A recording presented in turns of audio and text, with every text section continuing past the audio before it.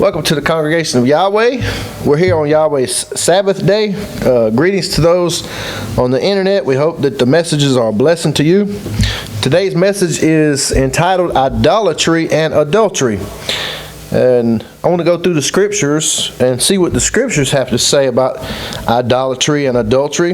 And we'll find that there's a physical, there's a spiritual, and even in today's advanced society, idolatry and adultery are everywhere you turn in different forms, different manifestations.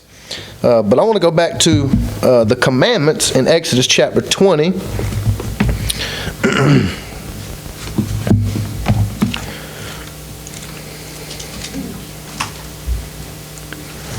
Exodus chapter 20, I'm going to start in the first verse. And Elohim spake all these words, saying, I am Yahweh thy Elohim, which have brought thee out of the land of Egypt, out of the house of bondage. Thou shalt have no other Elohim before me. Thou shalt not make unto thee any graven image, or any likeness of anything that is in heaven above, or that is in the earth beneath, or that is in the water under the earth. Thou shalt not bow down thyself to them, nor serve them. For I, Yahweh thy Elohim, am a jealous El, visiting the iniquity of the fathers upon the children, unto the third and fourth generation of them that hate me, and showing mercy unto thousands of them that love me, and keep my commandments. And verse 14 says, Thou shalt not commit adultery. And we'll find here that when you physically commit idolatry, you're spiritually committing adultery. Also in verse 17, it says, Thou shalt not covet thy neighbor's house. Thou shalt not covet thy neighbor's wife, nor his manservant, nor his maidservant, nor his ox, nor his ass, nor anything that is thy neighbor's. And when we read a few scriptures on the fall of Satan, we find that he was filled with pride and coveted a place that did not belong to him. Skipping over to Deuteronomy chapter 4, starting in verse 13. And he declared unto you his covenant, which he commanded you to perform, even 10 commandments, and he wrote them upon 2 tables of stone. And Yahweh commanded me at that time to teach you statutes and judgments, that you might do them in the land whither you go over to possess it. Take ye therefore good heed unto yourselves, for you saw no manner of similitude on the day that Yahweh spake unto you in Horeb out of the midst of the fire, lest you corrupt yourselves and make you a graven image, the similitude of any figure, the likeness of male or of female, the likeness of any beast that is on the earth, the likeness of any winged fowl that flieth in the air, the likeness of anything that creepeth on the ground, the likeness of any fish that is in the waters beneath the earth. Now that's interesting. He says, don't even try to form this or recreate this, any type of image. Think about the society that we're living in today. It is filled with images. We got a box in front of every living room that has moving and talking images. And children are being raised by images. By it, yes. Continue on. 19.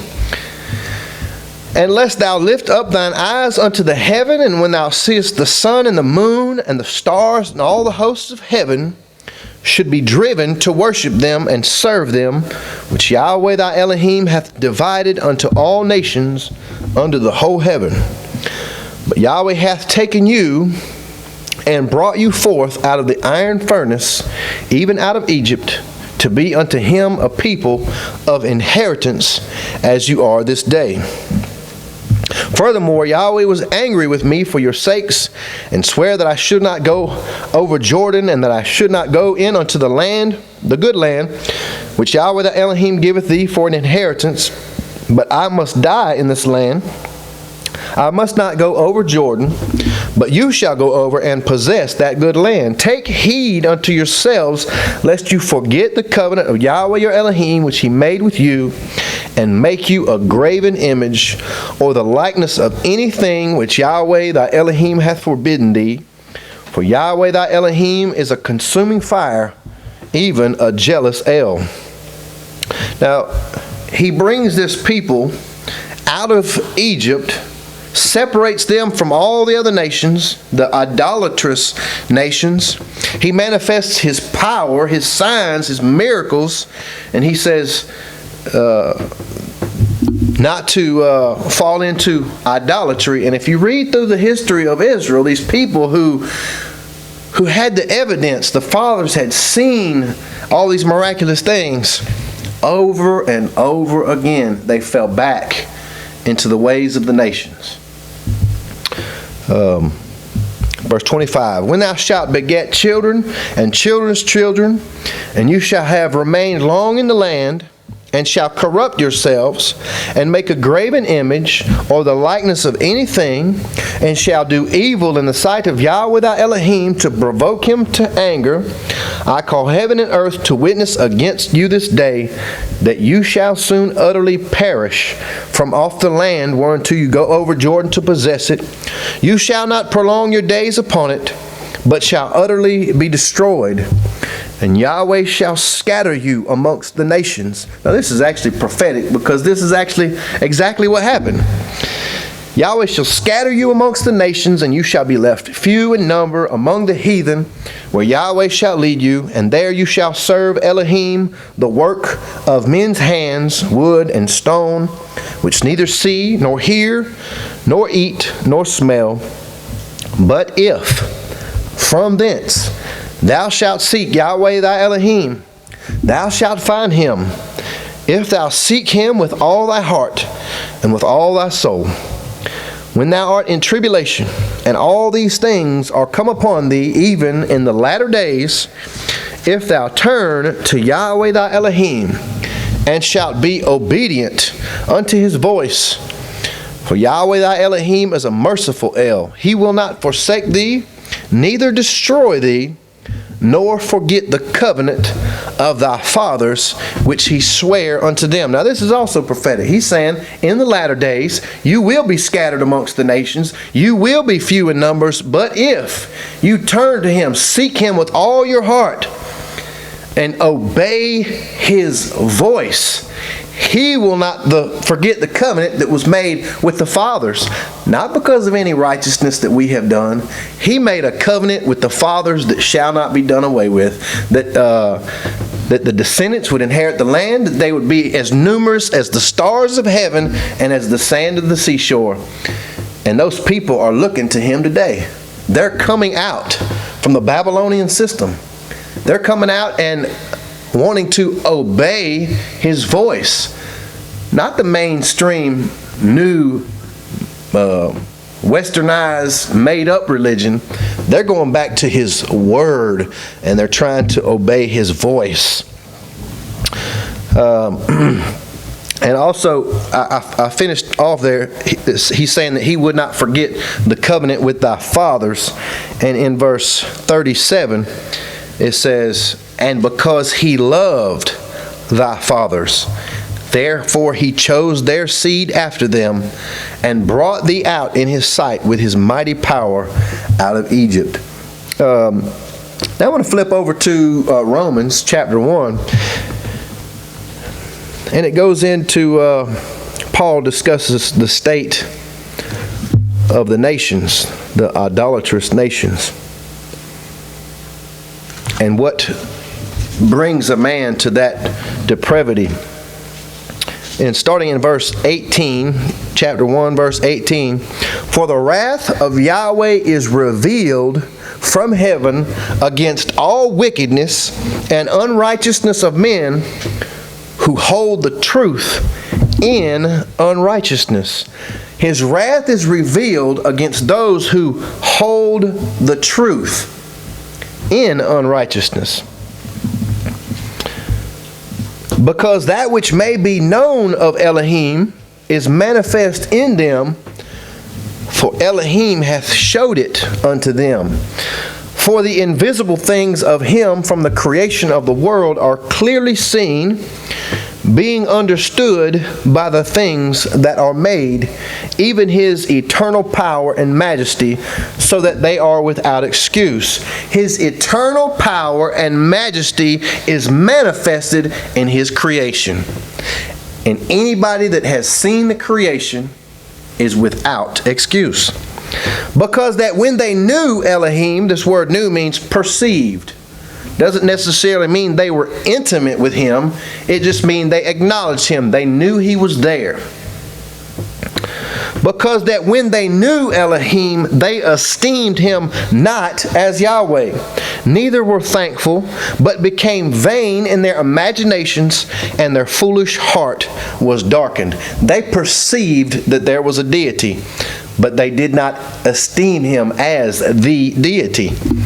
Professing themselves to be wise, they became fools, and changed the magnificence of the uncorruptible Elohim into an image made like to corruptible man, and to birds, and four-footed beasts, and creeping things. Wherefore Elohim also gave them up to uncleanness. In chapter 1, that term, gave them up, is mentioned 4 times. And it just means to hand over, to give away. And it's, yeah. But in the Greek, it has several different definitions. But what I get out of it, if he's saying, okay, well, you want to live that way? Here you go. And he turned them over to it.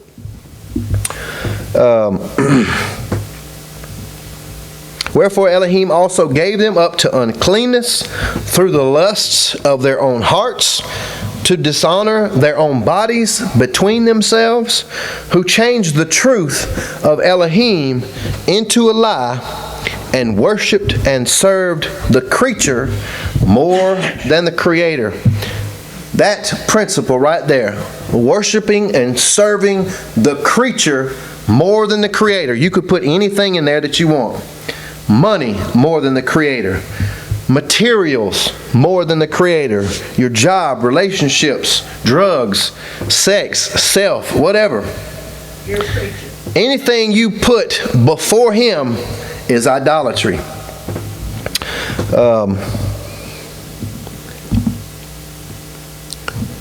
Verse 26, for this cause Elohim gave them up unto vile affections. For even their women did change the natural use into that which is against nature. And likewise also the men, leaving natural use of the woman, burned in their lusts one toward another, men with men, working that which is unseemly, and receiving in themselves that recompense of their error which was fit. And even as they did not like to retain Elohim in their knowledge, Elohim gave them over to a reprobate mind to do those things which are not fit, being filled with all unrighteousness, fornication, wickedness, covetousness, maliciousness, full of envy, murder, debate, deceit, malignity, whispers, backbiters, haters of Yahweh, despiteful, proud, boasters, inventors of evil things, disobedient to parents, without understanding. This sounds like something you see on the news tonight at 6 o'clock. Without understanding, covenant breakers, without natural affection, implacable, unmerciful, who knowing the judgment of Elohim, they know the judgment. They know the judgment of Elohim, that they which commit such things are worthy of death, not only do the same, but have pleasure in them that do them. They know His judgment, but they take pleasure in those who are doing these things, and they do it themselves. In Colossians chapter 3,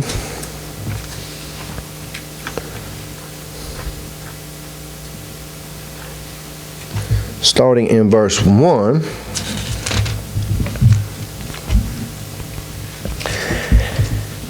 If you then be risen with the Messiah, seek those things which are above, where the Messiah sits on the right hand of Elohim.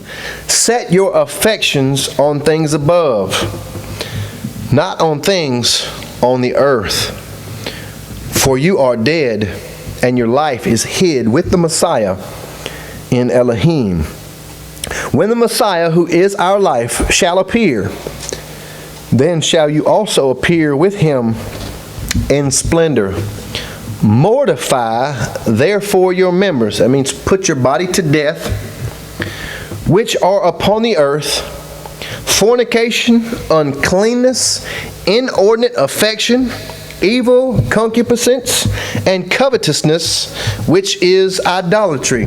That word covetousness means greedy, fraudulent, extortionist, greedy of gain.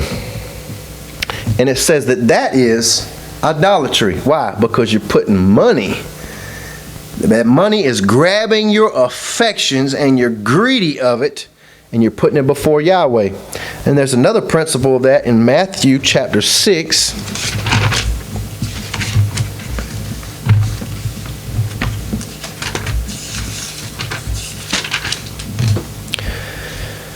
Matthew chapter 6, starting in verse 19.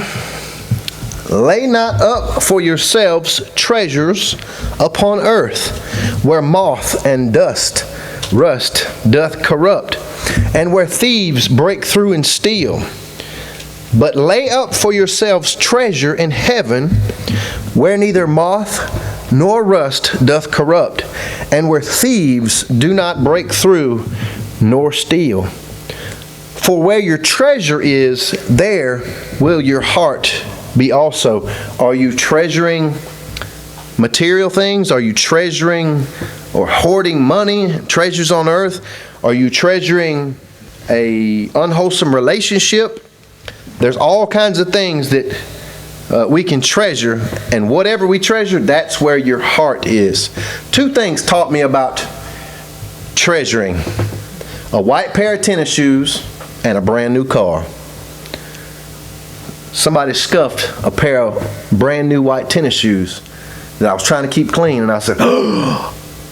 And I thought about that, and I was like, it's just a pair of shoes. But since I was treasuring those shoes, my heart was attached to them.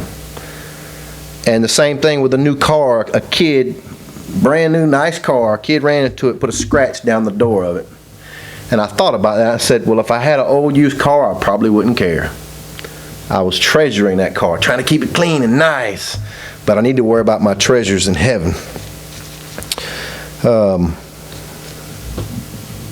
Verse 22, the light of the body is the eye. If therefore thine eye be single, thy whole body shall be full of light. But if thine eye be evil, thy whole body shall be full of darkness.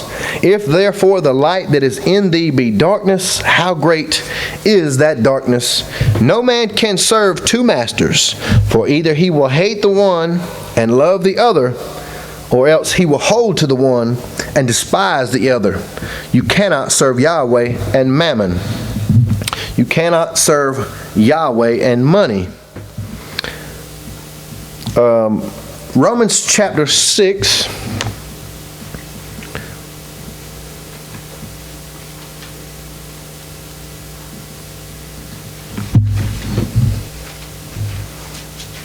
And verse 16. Know you not that to whom you yield yourselves servants to obey, his servants you are to whom you obey, whether of sin unto death or of obedience unto righteousness. There's also a principle here. What in your life are you serving? Is Yahweh first on the throne in your life, or are you and your pursuit of happiness on the throne? I believe the Messiah said, seek ye first the kingdom of Yahweh and his righteousness, and all these things will be added unto you. But sometimes the carnal nature wants to say, seek ye first all these things, and the kingdom will be added unto you. We got it backwards because we don't realize that if we put him on the throne, keep him first, the focus of our lives, everything else will fall into place. But instead we pursue the things that the flesh wants to pursue. And that's what he's telling us in Romans. Either you're obedient unto the flesh and sin, or you're obedient unto the Spirit and Yahweh. One of the two.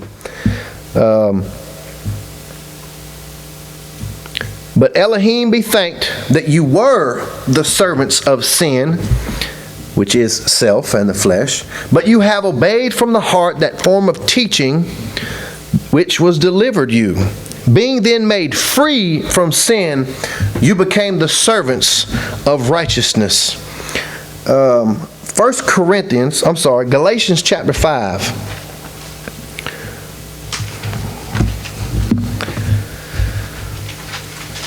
I'm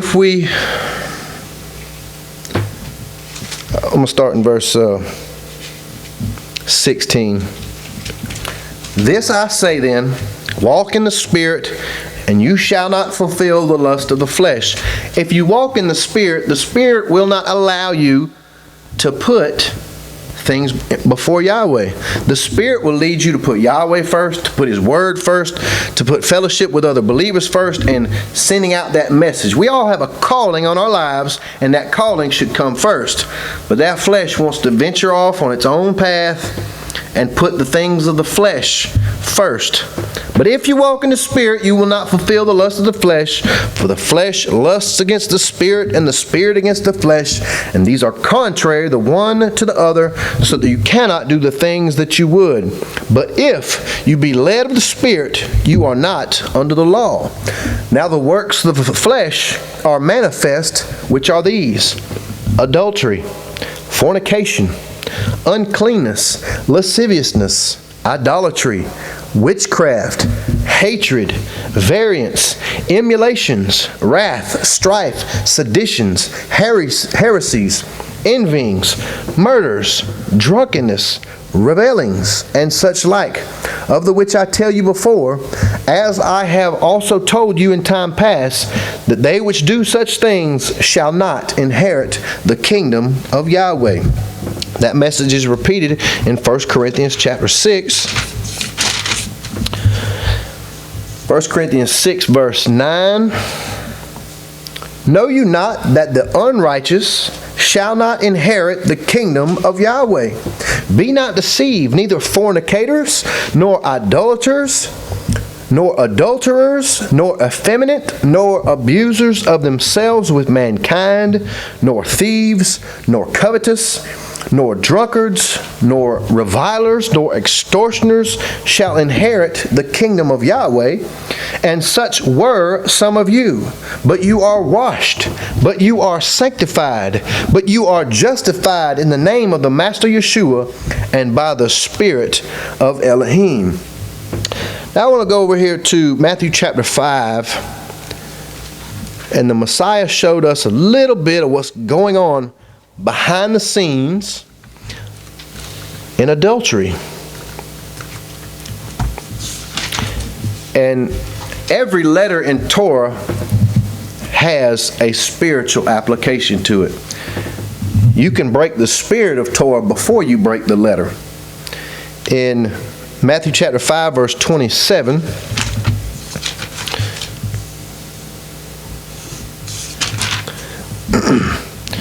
you have heard that it was said by them of old time, thou shalt not commit adultery. But I say unto you, that whosoever looketh on a woman to lust after her hath committed adultery with her already in his heart. Now, I think a lot of people today have this a little twisted. It says if you look upon a woman to desire her, you have committed adultery with her in your heart already. Now, let's use the Bible to define what this lust is. It says if you look on a woman to lust after her. All right, I'm going to go over here to Romans chapter 7.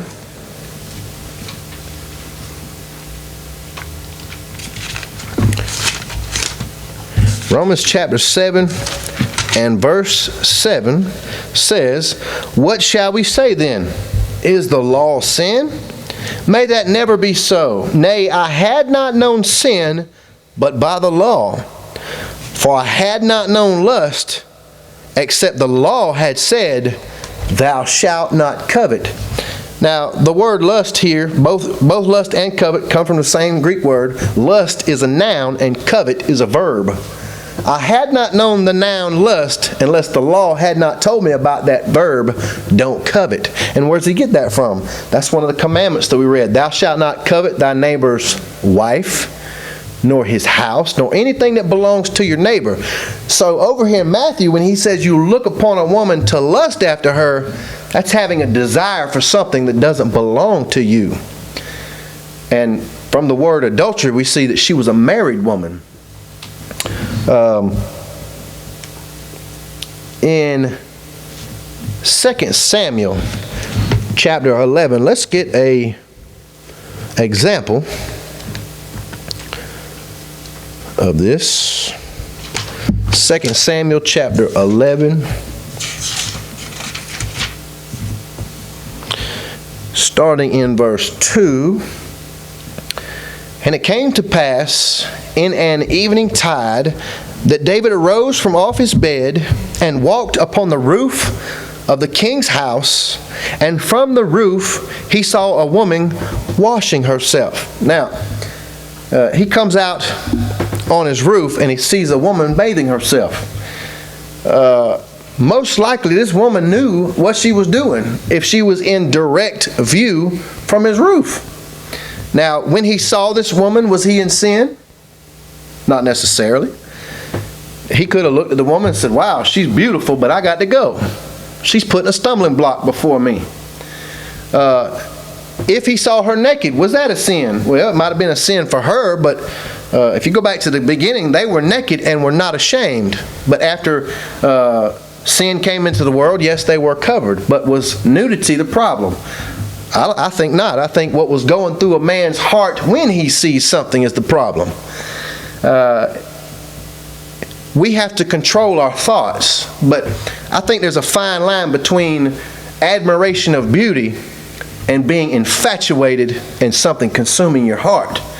Now, he might see this woman from his roof and say, "Now that is a beautiful woman, but I've got to control my thoughts. I got to turn the other way," and the Bible says we need to flee from these things. But instead, this is what happened. And David, it says, she was washing herself. The woman was very beautiful to look upon. Verse 3, "And David sent and inquired after the woman. And one said, Is not this Bathsheba the daughter of Eliam, the wife of Uriah the Hittite? And David sent messengers and took her. And she came in unto him." It didn't say she came fighting and screaming either. "And he lay with her, for she was purified from her uncleanness." Now, when he saw this woman, he could have turned away, but something inside of him entertained the thought. He saw her beauty, he found out that she was married, and he gave in to his fleshly lusts and committed sin. And if you continue on in the story, he had to commit more sin to cover up his original sin, and a child died in the process.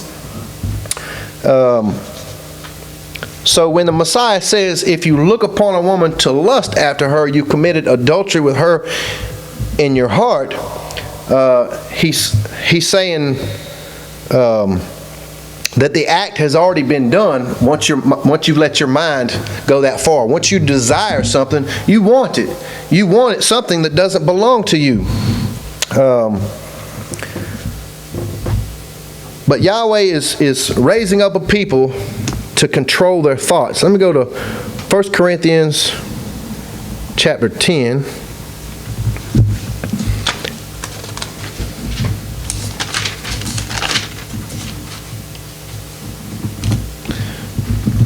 And this is the battle that this is how we win the battle.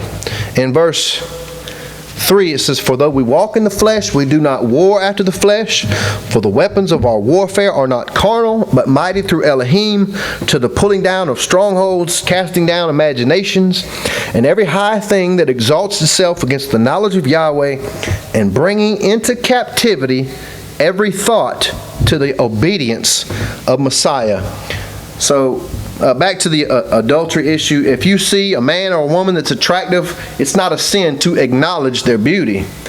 But if you become infatuated with that beauty and feast on something, especially when it doesn't belong to you, you've crossed the line. And that's when you need to bring your thoughts captive to the obedience of Messiah. Let us thank Yahweh that He's revealing His truth to us and delivering us from ourselves. Hallelujah.